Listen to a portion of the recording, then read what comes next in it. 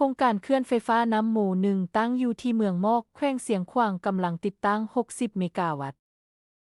รายการโครงการประกอบมีเขื่อนประตูหับน้ำคลองน้ำอุโมงค์ส่งน้ำทางความดันอุโมงค์ความดันเรือนตั้งเครื่องจักรสถานีหม้อแปลงไฟฟ้าเส้นทางและเรือนอาศัยทั้งหมดตั้งอยู่ที่ดินบ้านยวกมูล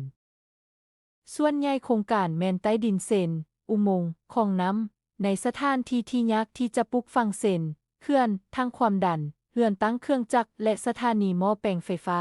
ดังนั้นจึงลดพรผลกระทบต่อที่ดินผลิตของประชาชนให้น้อยที่สุด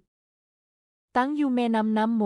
ต่อลุ่มของโรงงานเคลื่อนไฟฟ้าน้ำโมซ่องบ่มีอ่างเก็บขนาดใหญ่เพื่อเก็บเมียนน้ำจากฤดูฝนเพื่อใช้ในฤดูแล้งน้ำส่วนใหญ่แม่นเก็บไว้ในอ่างเก็บน้ำน้ำโมซ่องมีอ่างเก็บน้ำขนาดน้อยความลึกของน้ำใสแม่น2 เมตรจากระดับ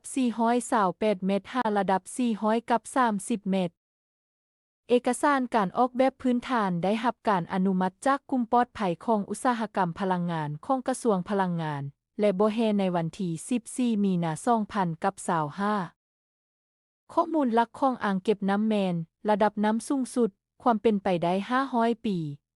430 เมตรระดับน้ำปกติบ่มีน้ำท่วมใหญ่428 เมตรระดับน้ำสูงสุดความเป็นไปได้500 ปี430 เมตรนี้หมายความว่าเหนี่ยวใดในการปฏิบัติความเป็นไปได้500 ปีอาจเว้าได้ว่าบ่จะเกิดขึ้นใน500 ปีที่ผ่านมา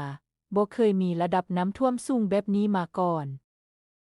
ชาวบ้านยวกมูลส่วนใหญ่อาศัยอยู่ในเขตทางหน้าโรงเรียนระดับของที่ดินในบริเวณเฮือนแม่นประมาณ428 เมตรลงมาเป็น427 เมตรและในเดินโรงเรียนแม่น428 เมตร